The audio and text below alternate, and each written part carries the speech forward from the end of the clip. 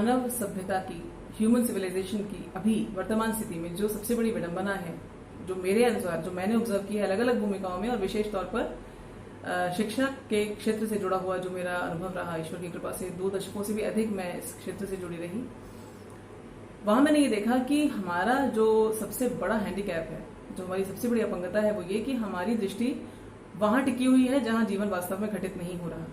हम वो देख रहे हैं, वो समझ रहे हैं, वो जानने का प्रयास कर रहे हैं जो है ही नहीं। अब आगे जाके श्रीमद् भगवद गीता जब खुलेगी हमारे सामने तो इसको हम और अच्छे से, इसको और टेक्निकल टर्म्स में हम जानेंगे कि ये क्या है। लेकिन घटनाक्रम जीवन का जो घटता हुआ दिखता है, उसके पीछे कौन सी फोर्सेस ऑपरेशन में हैं, कहां से ये सारा का सारा फंक्शन कंट्रोल में आ रहा है, इसको हम नहीं समझते, हम नहीं जानते और हम जानना चाहते भी नहीं। यही हमारी शिक्षा व्यवस्था की सबसे बड़ी कमी है कि ये हमारे आने वाले जितने एक के बाद एक पीढ़ियां आती चली जा रही हैं, ये उनको वहीं तक सीमित रख रहे हैं जहां तक एक स्थूल ग्रोस एग्जिस्टेंस को मेंटेन करने का इनके अंदर सलीका आ जाए। ये मान कर कि मृत्यु तो आएगी ही आएगी, उससे पहले के पीरियड में इतना जितना मोटा मोटा दिखाई देता है, जितना आप ग्रहण कर सकते हैं, उतने को आप संभालिए, समेटिए, और उसके बाद क्या होगा उसको जाने दीजिए। लेकिन अब जब हम देखते हैं इस चीज को चक्रों के आधार पर, ऊर्जा तंत्र के आधार पर, तो हमें समझ में आता है कि बहुत कुछ है ऐसा जानने के लिए जिसे हमें जानना ही चाहिए यदि हम वाकई में चाहते हैं कि जीवन को हम उस तरह से ढालें, उस तरह से जिए जिसके लिए हमें बनाया गया है।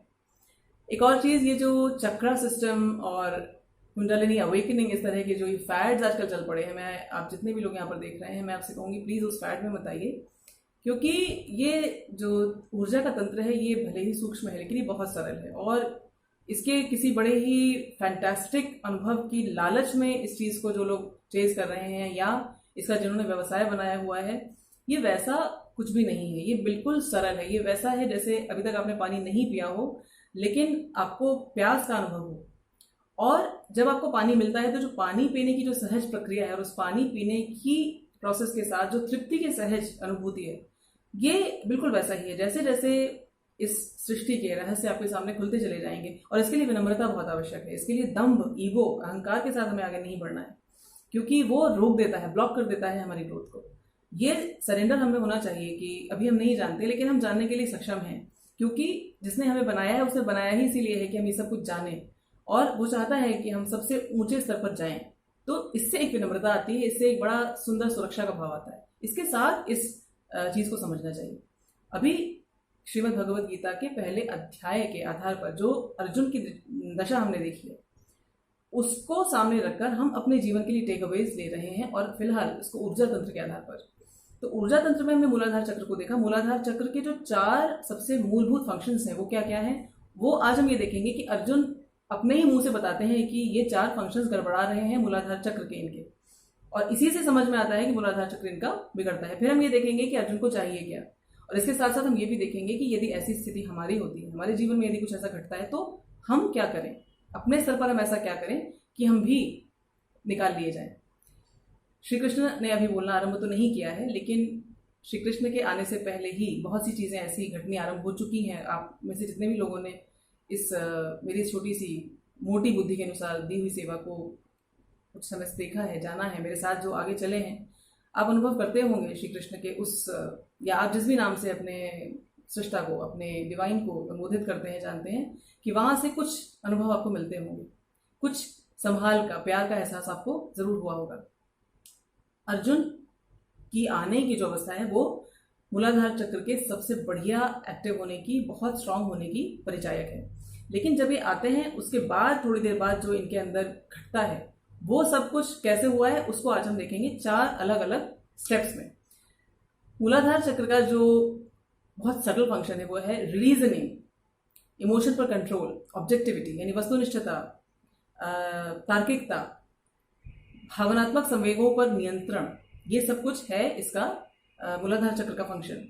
अर्जुन जब यहाँ आए थे तो बहुत ऑब्जेक्टिव होकर आए थे, इन्हें पता था मुझे क्या करना है, क्यों करना है, कैसे करना है, किसके विरुद्ध लड़ना है, इनके मन में कोई संशय नहीं था। लेकिन जब ये आते हैं तो इनके सारे जो व्हाट, व्हाई, हु, ये सारे जो प्रश्न थे, इनके उत्तर इनको लगता है सब गलत हो गए। कैसे? ये आए थे शत्रु से लड़ने, धर्म के शत्रु से लड़ने, दुर्बुद्धि धृतराष्ट्रों के सपोर्टर्स के साथ लड़ने, धर्म के ध्वजा के नीचे लड़ने। लेकिन जब ये आते हैं और श्री कृष्ण ने दिखाते हैं कि अपने स्वजन को देख, अपने कुरुओं को देख, जिस वंश का तू है देख, वही लोग खड़े हैं यहाँ पर। तो ये देखकर अर्जुन तुरंत जिस अवस्था में आते हैं, संजय जी ने कहा है कृपया परया विष्टो, पराकृपा के आवेश में, पराकृपा से आविष्ट। पराकृपा यानी एक्सट्रीम इमोशनल ओवरवेलम, रीजन गया, ऑब्जेक्टिविटी गई, सारा जो इनका अब ध्यान है उस बात पर, मेरे लोग, मेरे स्वजन, और इतनी कॉम्प्लिकेटेड जो घटनाएं इनके मन के स्तर पर घटी हैं वो सारी बताना असंभव है। लेकिन यदि हम उस जगह पर जाएं, अर्जुन के अंदर अपने आप को डालें और अनुभव करने का प्रयास करें कि वो क्या घट रहा है उनके ऊपर, तब हमें समझ में आएगा कि वो कुछ ही पलों के अंदर युगों की यात्रा तय करते हैं। और वो जो आघात मूलाधार चक्र पर इनके आता है इस कारण से, उससे इनकी रीजन की क्षमता, तर्क की क्षमता खत्म हो जाती है। पूरी तरह से ये भावनाओं की कठपुतली बन जाते हैं।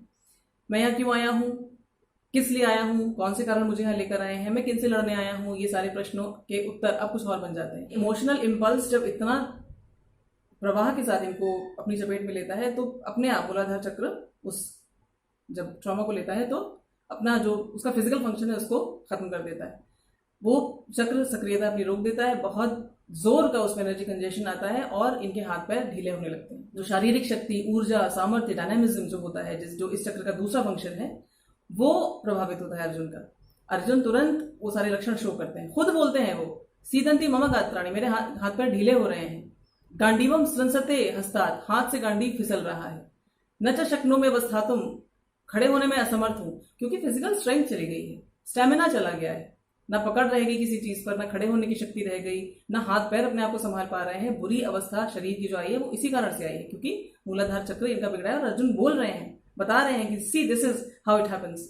एक और फंक्शन है जो मूलाधार चक्र का, वो ये कि व्यक्ति को एक सेंस ऑफ वेल बीइंग मिलता है, सब ठीक है, मेरे संसार में सब कुछ अच्छा है, कोई डरने वाला कारण नहीं। तो एक करेज, हिम्मत, साहस और भयहीनता, निडरता का जो भाव होता है वो इसी कारण से होता है।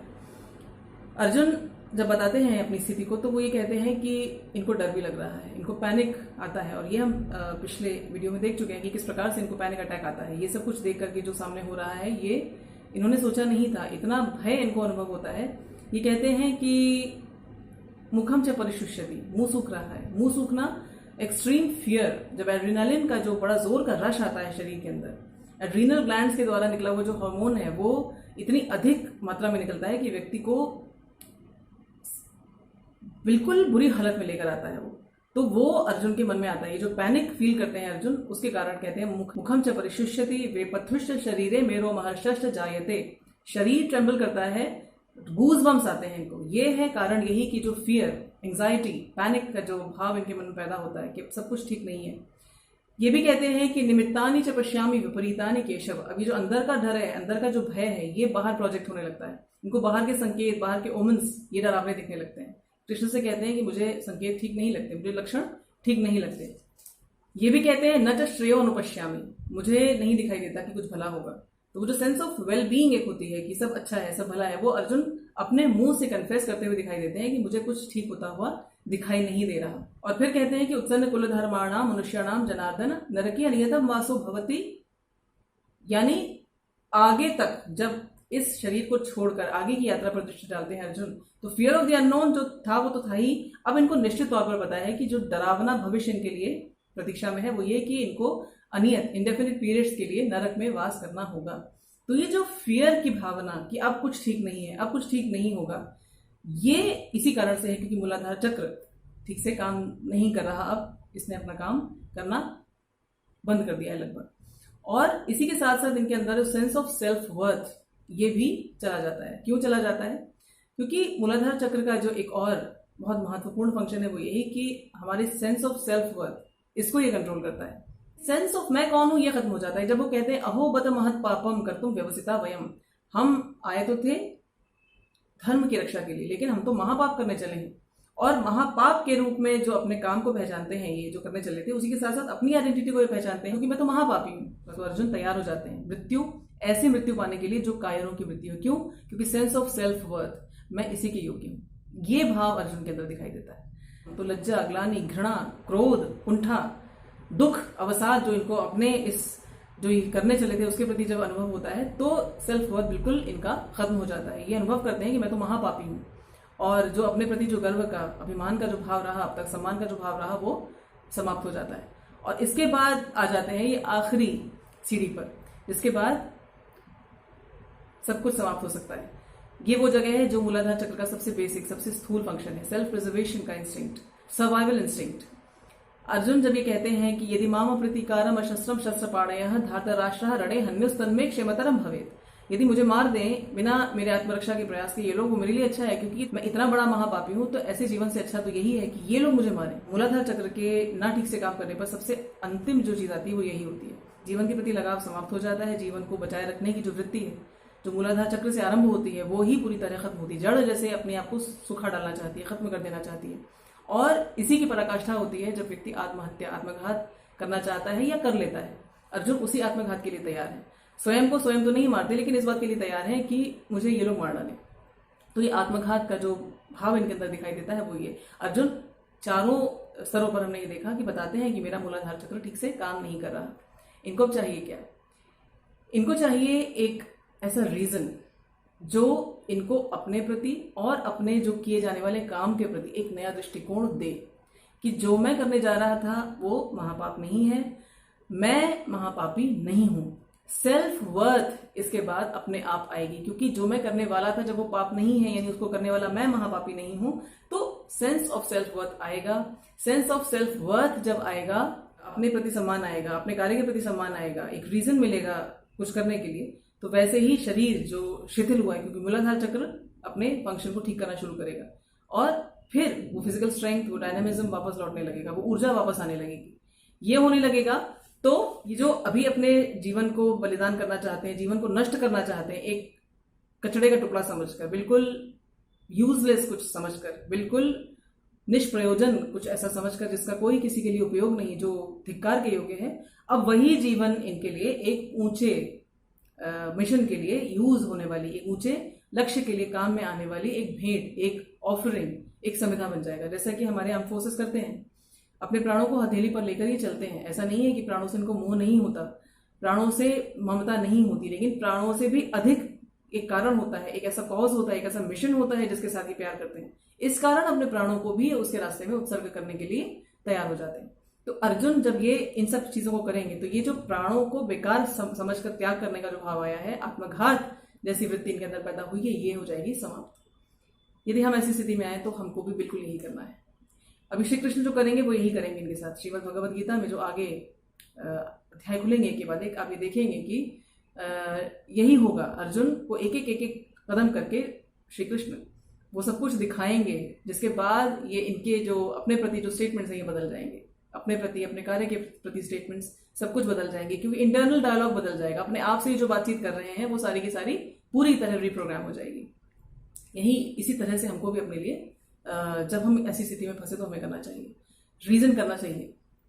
यदि ऐसी स्थिति आई है कि मैं अपने प्रति सेल्फ वर्थ, अपने प्रति सम्मान को खो चुका हूं, मुझे लगता है कि मैं जीने योग्य नहीं हूं, मुझे लगता है कि मेरे जीवन में ऐसा कुछ नहीं जिसके लिए मुझे जीना चाहिए, या मेरे अस्तित्व का किसी के लिए कोई उपयोग नहीं, कोई महत्व नहीं, ऐसे जब विचार मन में आते हैं तो उस समय बैठना चाहिए रीजन करने के लिए।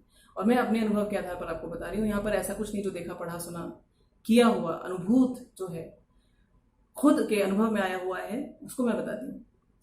सूर्योदय के समय या सूर्योदय से पहले यदि आप उठ सके तो वो, यदि नहा के बैठे तो बहुत अच्छा, क्योंकि नहाने से वो जो सारी गंदी ऊर्जा है वो आपके सिस्टम से निकल जाती है। नहा धोकर आप बैठे, सूर्योदय के समय बैठे या सूर्योदय से पहले बैठे, चंदन की धूप या चंदन का तेल, इसके दिए को जलाकर बैठे, क्योंकि चंदन के जो धुएं में इस नकारात्मक ऊर्जा को नष्ट करने की बड़ी जबरदस्त शक्ति होती है। इसके बाद आप एक साफ कागज और एक साफ लेखनी यानी कि पेन पेंसिल जो भी है उसको लेकर बैठे, और बिल्कुल जैसे काम करने बैठा जाता है किसी कार्यालय में, किसी प्रोफेशनल काम के प्रति जो निष्ठा होती है, उस तरह से आप बैठेंगे। आप एक बिल्कुल डेट वाइज, मतलब उस दिन की डेट डालें और समय डालें और फिर लिखना शुरू करें। लिखना क्या है? अपने जीवन की वो सारी स्मृतियां जहां से ये सब कुछ जनित हुआ है, जहां से ये सब कुछ जन्म लेकर आया है, जो आज आपके मन के भाव हैं। पीछे जाइए अपनी जीवन यात्रा में, अपनी स्मृतियों को कुरेदिए अच्छा, स्मृतियों को कुरेदने का अर्थ ये नहीं है कि आप फिर से उन्हें जीने लगिए। वहां ऑब्जर्व करना है, देखना है, नोट्स लेने हैं। इससे क्या होगा, दो चीजें होंगी। अच्छा, होगा क्या कि बार बार इंस्टिंक्ट आएगा, आप बार बार दुख के मोह के भाव में, सेल्फ पिटी के भाव में, ग्लानि, लज्जा, जो भी आपके भाव हैं, जो भी नकारात्मक भाव है, वो वापस आने लगेंगे। लेकिन आपको फिर अपने आप को याद दिलाना है कि नहीं, मुझे इसमें डूबना नहीं है, मुझे केवल नोट्स लेने हैं। ये ऐसा है जैसे कोई और व्यक्ति जा रहा है और वह किसी और की कहानी को देख रहा है। आपको लगातार ये अवेयरनेस बनाए रखनी होगी। शुरू में थोड़ा मुश्किल होगा, लेकिन आगे जाकर ये अपने आप आने लगेगी। और ये एक बार में नहीं होगा, आपको कई बार करना पड़ेगा। आपने लिखना शुरू किया, हो सकता है पहली बार में सारी मेमोरीज नहीं आए, एक एक जड़ आपको मिलेगी जिसके कारण आज आप यहां तक पहुंचे। जब आप ईमानदारी से, अब ईमानदारी बहुत जरूरी है। वो स्टोरी अपने आप को मत सुनाइए जो अभी तक आप सुनाते रहे हैं। अपना जो उत्तरदायित्व है वो लीजिए। उत्तरदायित्व लेने का अर्थ केवल ये नहीं कि अपने आप को आप धिक्कारें। कहां पर आपके रवैये में, कहां पर आपकी समझ में, कहां पर आपके अपने प्रति जो एटीट्यूड था उसमें कहां क्या कमी थी। हो सकता है सेल्फ वर्थ, सेल्फ एस्टीम आपने शुरू से ही इतनी कम रखी है कि हर किसी को मौका मिला कि वो आपके साथ जैसा मन में आए व्यवहार कर सके। हो सकता है आपने बाउंड्रीज ना बनाई हो, क्योंकि आप अपने आप को कुछ नहीं मानते थे, तो आपने हर किसी को वो सब कुछ कर देने की अनुमति दे दी। क्योंकि जैसे एक बिना स्वामी का कोई लैंड हो, कोई ऐसी भूमि हो जिसका कोई ओनर ना हो, तो वहां कोई भी आगे अपना कूड़ा डाल के चला जाता है। यदि आपने अपने आप को इस तरह का समझा तो ये आपकी कमी है। अब उस समय आपके पास ऐसे साधन नहीं थे, उस समय आपके पास ऐसी समझ नहीं थी, आपको किसी ने नहीं समझाया, लेकिन अब तो समझाया, अब तो आपके पास ये समझ आ चुकी है। अब इस समझ से आप उस चीज को वापस देखिए कि मैं उस समय इतने लो सेल्फ एस्टीम पर काम कर रहा था, किया कर रही थी, कि ये हो जाने दिया मैंने अपने साथ। मैंने बाउंड्रीज नहीं रखी। किसी को मैंने इतना प्रेम किया कि मैंने अपने आप को बलिदान कर दिया। लेकिन बलिदान करने के लिए कोई होना चाहिए ना। यदि आप स्वयं ही हवन की समिधा बन गए, यदि आपने स्वयं को ही जला दिया अग्नि में, तो वहां प्यार करने के लिए कोई रहा ही कहां। आपने तो अपने आप को ही भस्मसात कर दिया।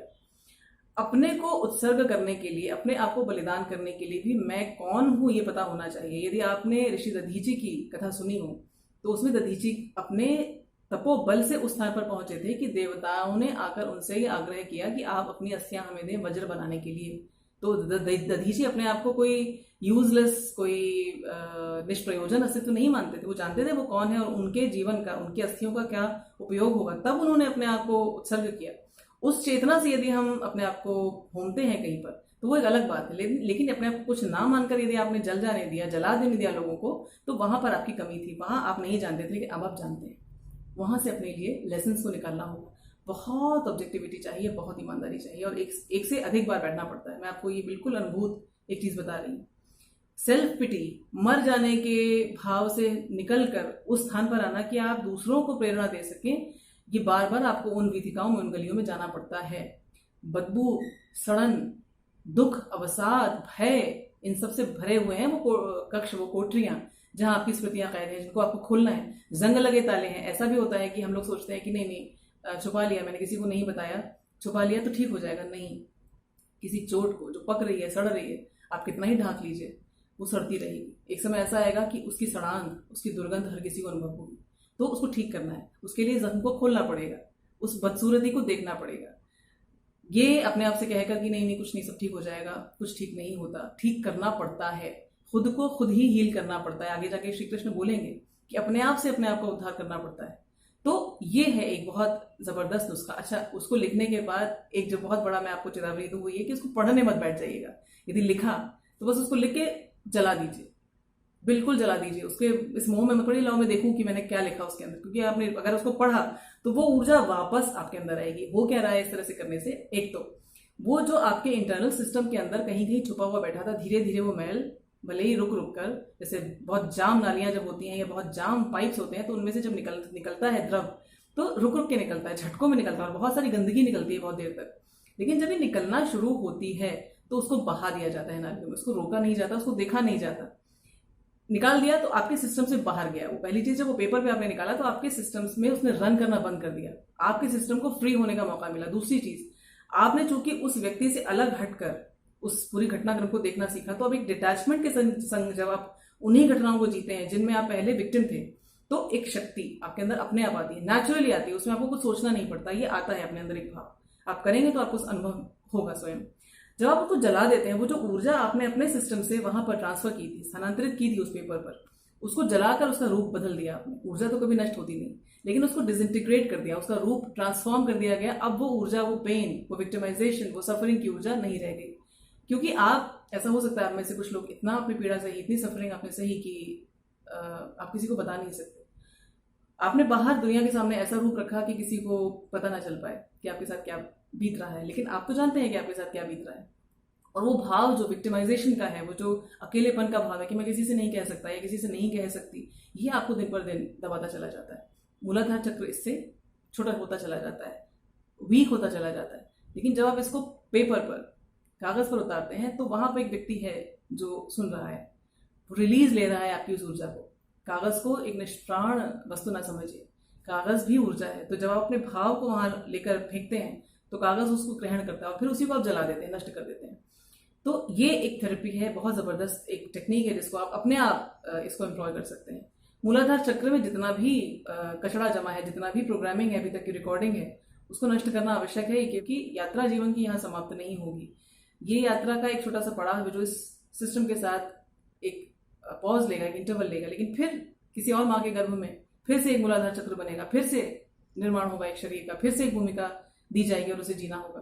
तो वो अगली भूमिका आप कहाँ लेना चाहते हैं, कैसी लेना चाहते हैं, उसमें आप क्या जीना चाहते हैं, उसके लिए अभी खुद चार्ज लेना होगा। उसमें कोई बाहर से एलिमेंट नहीं आएगा जो, यदि आप दुखी होकर, अकेले होकर, तड़पते हुए पड़े रहेंगे तो आप ये सोचें कि कोई आएगा जो आपको संभालेगा, कोई आएगा जो आपका उद्धार करेगा। ऐसा नहीं होगा, क्योंकि हर व्यक्ति अपने आप में व्यस्त है। यदि आप उनको कुछ दे सकते हैं तो वो आपके सामने आएंगे। यदि आप इस आशा में बैठे रहें कि वो आपको कुछ देने आएंगे, तो ऐसा चमत्कार इस संसार में नहीं होता। तो फिर से मिलेंगे takeaways from chapter 1 Shrimad Bhagavad Gita की जो श्रृंखला है, इसमें आप सब अपना बहुत ध्यान रखिए और जय श्री कृष्ण।